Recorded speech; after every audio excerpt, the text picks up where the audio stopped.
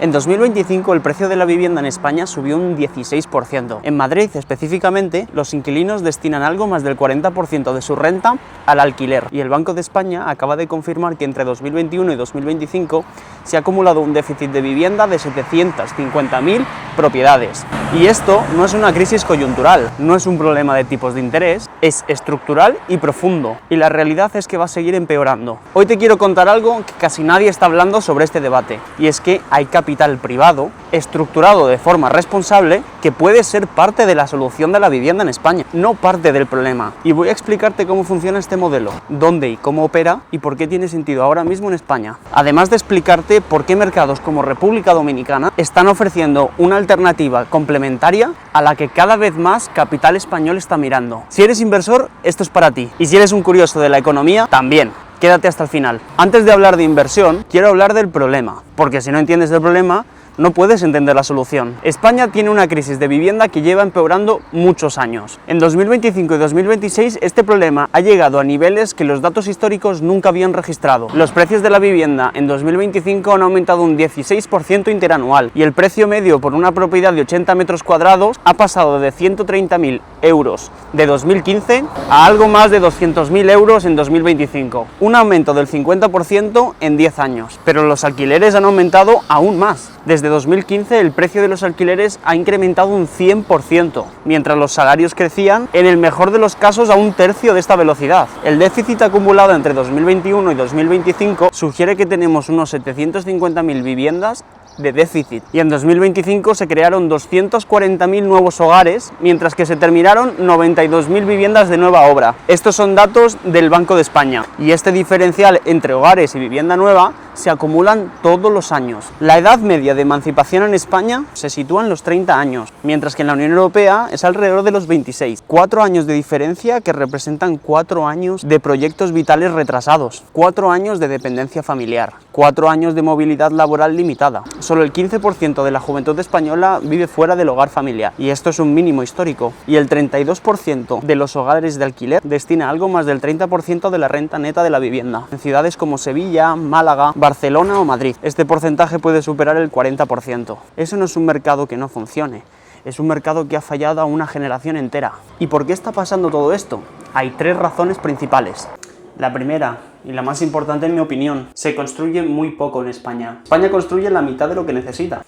Segundo, la burocracia urbanística. Los plazos para obtener una licencia de urbanización pueden rondar los 2 o 3 años en muchas ocasiones. Por lo tanto, un promotor que quiera construir a día de hoy entregará dentro de 5 años, por lo que el mercado no puede responder a tiempo. Y la tercera es la financiación. Los bancos aplican a día de hoy criterios crediticios que son mucho más rigurosos que los de 2008, lo cual es sano para evitar burbujas financieras, pero también muchos promotores medianos se quedan sin financiación bancaria. Y ese espacio es exactamente donde la financiación privada puede entrar a día de hoy. Y aquí quiero hacer una distinción que creo es muy importante. Hay 2 tipos de capital que entran en el mercado inmobiliario y no son lo mismo. El primero es el capital especulativo, el que compra para acumular, sube los precios y no genera ninguna vivienda nueva. Ese es el que generalmente se critica mucho en las noticias, el que genera rechazo social y el que tiene parte de la responsabilidad del problema que estamos viviendo a día de hoy. Pero el segundo es el capital productivo, el que financia la construcción y la adquisición de vivienda nueva, el que permite que el promotor construya esas 750.000 viviendas que se necesitan. Y ese capital es parte de la solución, no del problema. La deuda privada inmobiliaria es exactamente eso.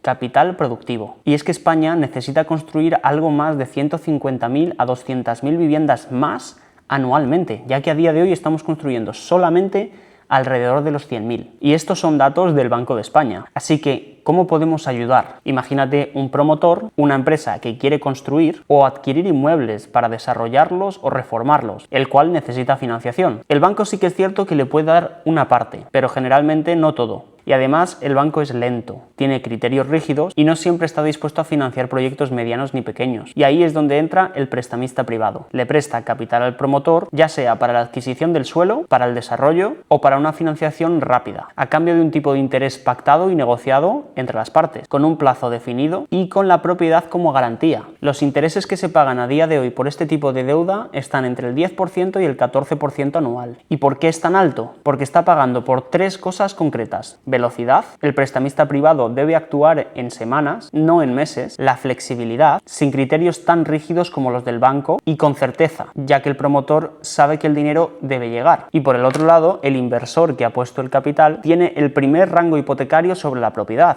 con lo cual, si el repago no se realiza, el inversor se quedaría con la propiedad. Y aquí está el dato clave para entender por qué todo esto tiene sentido a día de hoy. El mercado necesita vivienda. La demanda supera la oferta por algo más de 150.000 construcciones al año. Esto significa que los activos residenciales en las zonas de alta demanda tienen un soporte real, no especulativo. Si el promotor no puede devolver el préstamo, el prestamista tiene una hipoteca sobre el activo, en un mercado en el que la demanda es extremadamente fuerte. Y eso es una garantía de seguridad. Generalmente se utilizan métricas de riesgo como puede ser el loan to value, que es una métrica de apalancamiento. Pero sin meternos en tecnicismos, en el contexto actual del mercado español, existe una oportunidad en ese pequeño espacio de deuda donde personas como yo o como tú podemos participar. ¿Y quién debería considerar este tipo de estructuras? Bueno, inversores cualificados o personas que realmente entiendan la necesidad de la vivienda en España y que quieran colaborar en el desarrollo de nuevas viviendas, con un capital que no necesiten en el corto plazo. El horizonte temporal para este tipo de deuda suele rondar entre los 12 a los 36 meses. Y es que este tipo de inversión no es para todo el mundo, pero para quien entiende cómo funciona, es una de las formas de participar directamente en el mercado inmobiliario español sin comprar un piso, sin lidiar con los inquilinos y sin una gestión diaria. Así que actuamos de alguna forma como un banco,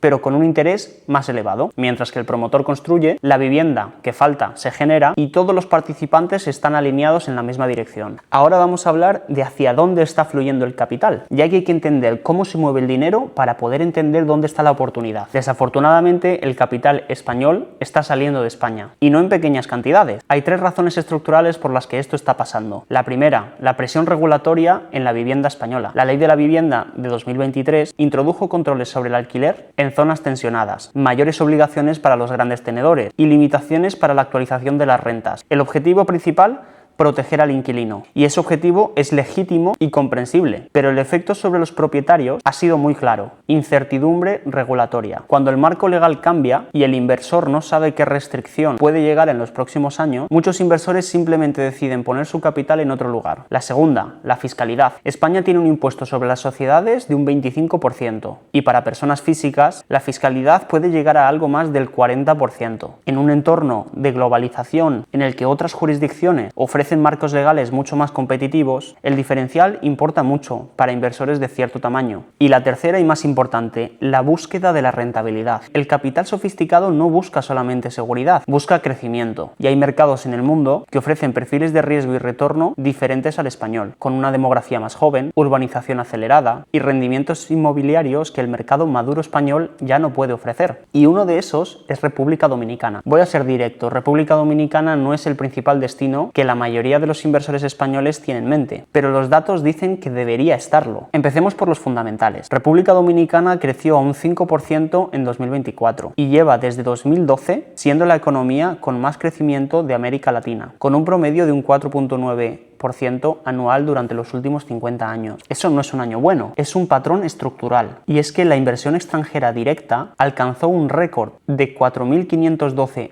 mil millones de dólares en 2024 y en 2025 superó los 5.000 millones, un crecimiento de algo más de un 11%, y España es uno de los principales inversores en este país. Además, la conexión lingüística, cultural e histórica es real y se refleja en los flujos de capital. Ahora, hablemos del mercado inmobiliario específicamente. Los precios de los apartamentos crecieron alrededor de un 7% interanual en 2024, principalmente en destinos turísticos como Punta Cana, y entre un 5 y un 8%, llegando incluso al 15% en el segmento del lujo. Los rendimientos promedios del alquiler en República Dominicana rondan los 6,74%, llegando incluso al 10% en zonas de alta demanda. Y el turismo sostiene esa demanda. En 2024 hubo algo más de 11 millones de visitantes. Fue el mejor año histórico. Bueno, pues en 2025 fueron 11,6 millones, con ingresos turísticos de algo más de 11.300 millones de dólares. Pero lo que distingue a República Dominicana de otros mercados caribeños no es solamente su crecimiento, es el marco legal y el incentivo fiscal. La ley Confutur es uno de los incentivos fiscales más atractivos